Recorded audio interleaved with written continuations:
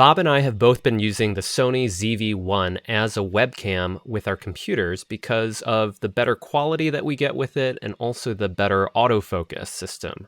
And tonight we thought we would talk about the Sony ZV-1, how to configure the menu settings within it, and how to connect it to your computer to use it as a USB webcam.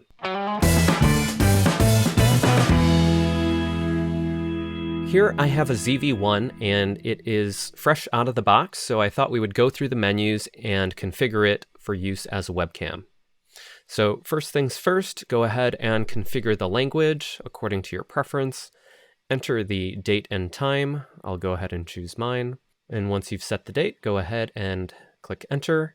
And here it's telling you can download the Sony Imaging Edge software to have camera control and other functions of the Sony camera. So just click OK. The first thing you'll notice is that there are black bars on the left and right side here, and that's because we are currently in photo mode, the default mode for the camera. To use it as a webcam, you'll want to switch it over to movie mode. So that's the first thing that we'll do. So the way to do that is to tap the mode button on the top of the camera, and you will see a mode selection menu. What you want to do is choose movie mode, which is that film strip. So you just tap up 2 times and then tap the center button for OK. And now we're in movie mode. Now we see an exposure mode menu on the screen. Now I would recommend trying out 2 modes. The first one is shutter priority, and what this does is it locks the shutter setting into a fixed setting and automatically adjusts the aperture and ISO accordingly to get the right exposure. The other mode, which is what I use, is full manual mode. This allows you to have full control over the shutter, aperture, and ISO, as well as the white balance. In the upper center part of the screen, you see the default setting that says XAVCS HD 60p 50. What that means is that the camera is set to record using the Sony XAVCS video codec in HD resolution, which is 1920 by 1080 pixels. And the frame rate is set to 60 progressive frames per second as opposed to interlace, which the Sony ZV-1 does not support. The number 50 indicates the recording bitrate, or how much data the camera will use to record each second of video. In this case, it will use 50 megabits per second to record. But this value doesn't matter for webcam use cases because you don't need to record to use it as a webcam. When shooting video, I generally recommend shooting at 180-degree shutter, or half of the recording frame rate. That means that if your frame rate is 60 frames per second, you should choose a shutter speed of 1/120. Web and video conferencing is a different story though. A lot of conferencing software operates at 30 frames per second by default. Because your final frame rate will likely only be 30 frames per second in video conferencing use cases, I recommend setting the camera to 1/60 shutter speed, even if the camera is set for 60 frames per second. In shutter priority mode, you'll see an icon in the lower right corner of the screen labeled TV and with a dial symbol. To change the shutter speed, spin the dial on the back of the camera until you see 1/60 appear, which is highlighted in orange. Normally, I recommend that you set your camera frame rate to 24 frames per second because the slower frame rate will allow the camera to capture more light when using a 180-degree shutter at 1/48 of a second, versus using 60 frames a second and 180-degree shutter of 1/120th of a second. Gathering more light can be advantageous, especially if you're working in a dimly lit office. I've performed some testing, however, and have found that 60 frames per second is actually ideal for low latency video conferencing, especially when using the Blackmagic ATEM Mini as your HDMI to USB capture device. Using 30 frames per second or 24 frames per second will give you higher overall video latency and delay, which is bad for two-way communication because people will start talking over you because your synced sound would be significantly delayed. I highly recommend using the Sony ZV-1 in HD resolution rather than 4K resolution for webcam purposes. HD will give you access to more features like Eye Autofocus and soft skin effect, which we'll talk about soon. Most video conferencing software can only support 720p or 1080p resolution anyway, so 4K would be overkill and also requires more processing power on your computer. If you've changed your recording file format or frame rate from the default, or if you want to choose a different setting, you can adjust it by going into the second camera menu on page 1 and change the file format and record setting items accordingly. Now that we've set the resolution, frame rate, and shutter speed of the camera, let's set the autofocus mode. The Sony ZV-1 has a really good autofocus system, so I'm going to go into camera menu 1 and then navigate to submenu 5. And you'll notice that focus mode is set to continuous autofocus. And for the focus area, it's set to zone. If you already have these settings, that's great. These are the default settings out of the camera, but if you've changed them, you might want to try changing them back to continuous autofocus and zone focus area. The other thing you'll want to check is to see if you have face and eye detect autofocus set. To do that, just go down one item here to face eye autofocus set, and then navigate into the submenu, and you'll notice that I have face eye priority and autofocus turned on. This is going to automatically focus on your eyes if it detects a face in the view of the camera. It also has options for subject detection. Now, it's currently set for human. Now, Sony did add the option to have animal face eye autofocus, so if you have a cat, for example, you might have changed it to animal. Just make sure you have it set to human if you're going to use it as a webcam. Now for right left eye select, I left it at automatic. You can tell it if you want it to automatically focus on your left eye or your right eye.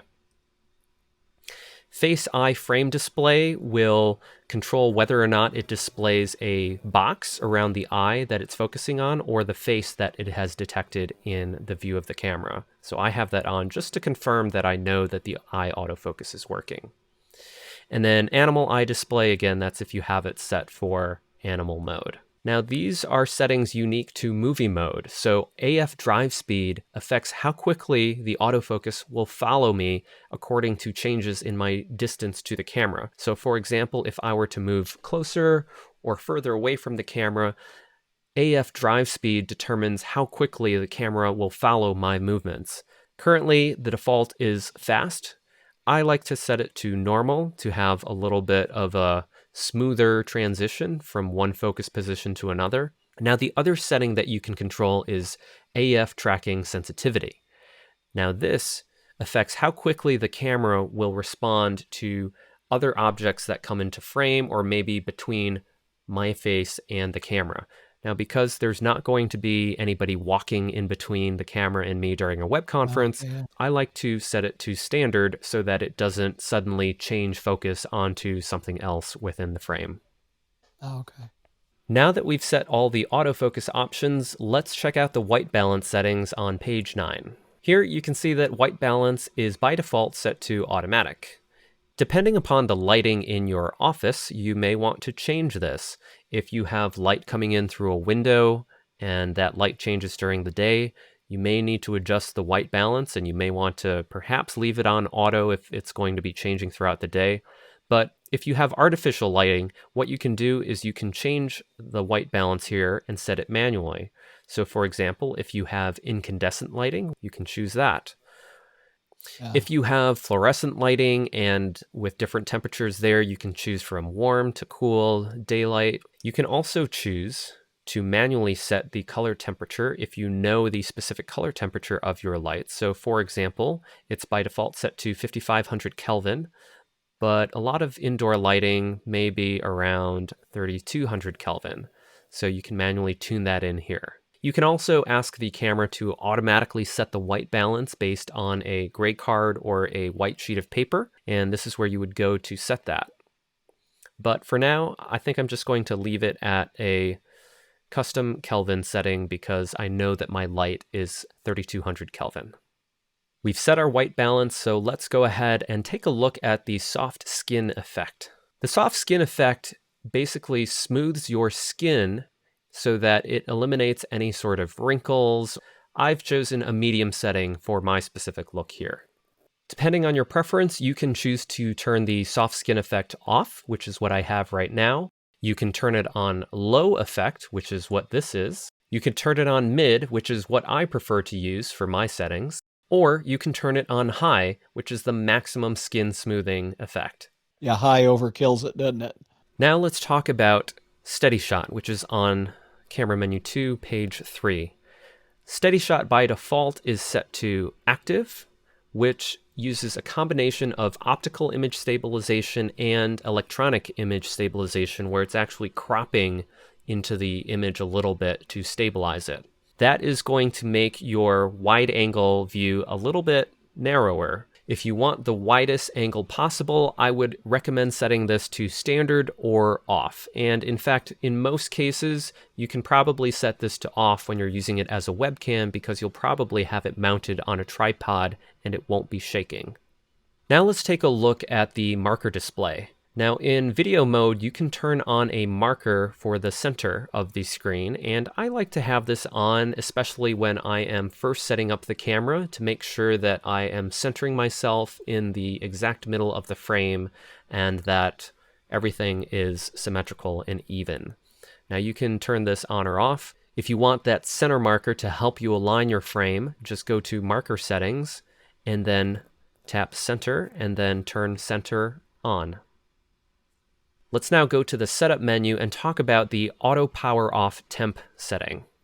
To find this, go to the Setup menu on page 2. The third item that you'll see here is Auto Power Off Temp. Now by default, it's set to standard. What this does is it will automatically power off the camera if it gets too hot. So we don't want our camera shutting off in the middle of a web conference, so I highly recommend that you set this setting to high.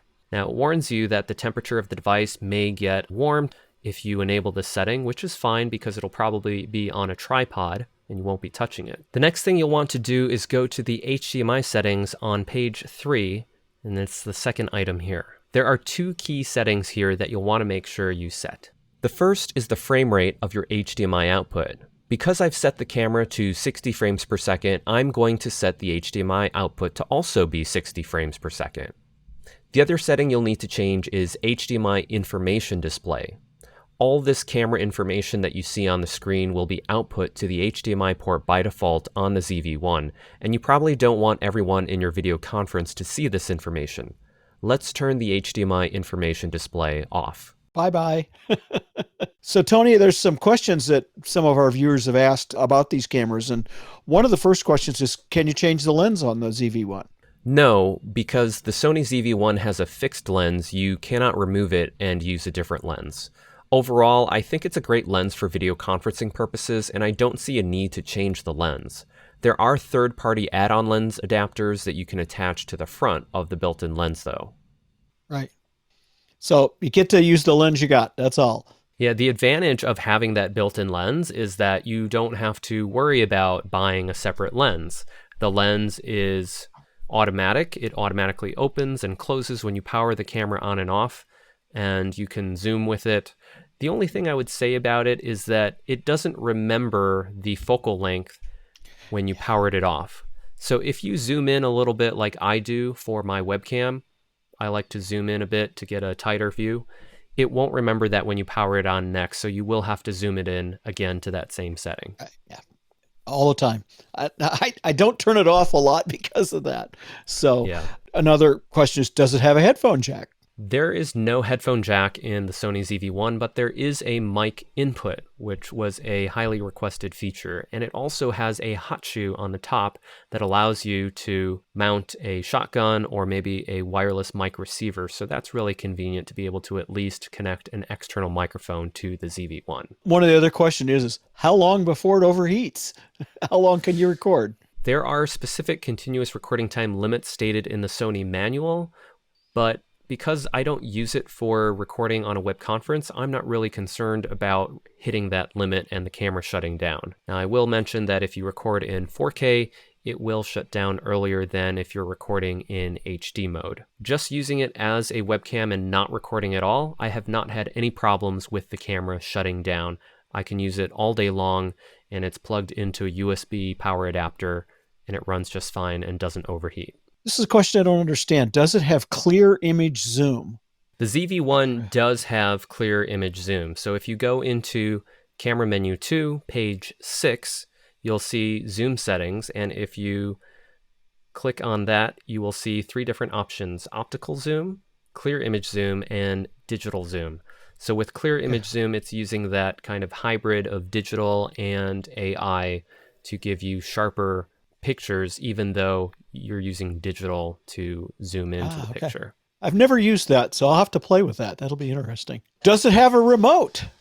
And the answer to that is it absolutely does. So this is the Sony handheld remote for the camera that also turns into a little tripod. If you want to set up that remote, you'll need to go into your menu under the network menu on page 2. First thing you'll need to do is turn on Bluetooth. So go into Bluetooth settings, turn Bluetooth function on. Then tap the menu button to go back, and then you will be able to go down to Bluetooth remote control and click on that and turn it on. Once you've turned that on, you can initiate the pairing function on the remote. Interesting. You can power the camera and charge it using a micro USB cable, and you can use a standard USB power adapter. The important thing to note is that you must have at least 7.5 watts from your power adapter. If you have a 5-watt power adapter, it will still work, but what you'll notice is that if you leave your camera on and plugged into that adapter, the battery will still slowly drain because it's not enough power alone from the AC/DC adapter to fully power the camera. So just make sure you're using a higher power adapter, 7.5 watts or more. Also, when powering your camera with USB, you'll want to make sure that you have USB power supply turned on. That is in the setup menu, page 3, all the way at the bottom. And if you tap on USB power supply, you can turn it on or off there. So just make sure that's turned on so you can power your camera through a USB AC adapter. So the last thing, Tony, we're going to talk about is maybe a little bit about the actual cabling and connections that you're using in the studio there when you're recording. There are 2 main ways to connect your Sony ZV-1 camera to your computer and use it as a webcam. The first one became available recently from Sony through a firmware update, and that is a direct USB connection that enables your Sony ZV-1 to stream its video to your computer and make itself look like a regular USB webcam. You'll want to download the latest Sony firmware for your camera and install it to enable this feature. Be sure to follow the instructions on the Sony website on how to enable this mode in the menus. The second way of connecting your Sony ZV-1 camera is using an HDMI cable. Now, the type of cable that you will need is a micro HDMI to probably a standard HDMI plug connector. You'll also need an HDMI to USB capture device that plugs into your computer.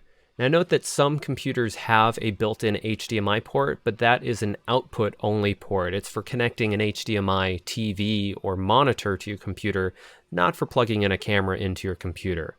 So you will need to buy one of these, and what this does is it converts the signal from your camera into a standard USB webcam device. So it looks like a USB webcam to Zoom, WebEx, Google Hangouts, and other software. Tony, are you using an HDMI capture card there, or what are you using to interface to do all our recordings and stuff? So at the moment, I'm actually not using this capture device, of course. I'm using the ATEM Mini, which is something that we've talked about in another show, which you can watch and learn more about. The Sony ZV-1 is quite a bit more expensive than a regular USB camera, which may cost around $100 or $200. The ZV-1 goes for about $700 US, depending if it's on sale or not.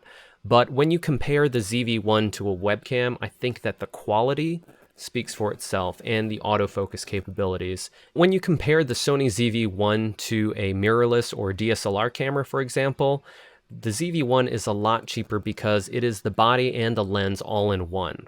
A lot of those mirrorless cameras cost at least $1,000, plus a lens will probably set you back another few $100s, and they may or may not have the same autofocus capabilities as the ZV-1. Plus, you'll need to worry about how to power those cameras. A lot of those may not be built to be powered off of USB, and you may need special power adapters to run those all day long. Yeah, so I have used on the channel a couple of times my Olympus, and you have to have the Olympus camera, the battery adapter, and an AC charger, and it does not have the features for video that the ZV-1 was absolutely designed for. That was a look at the Sony ZV-1 in use as a webcam and how to set the menu accordingly to get the best possible result. If you have any questions or even tips on how to set up the Sony ZV-1, feel free to drop a comment below. We'll see you next time on the 3 Techs.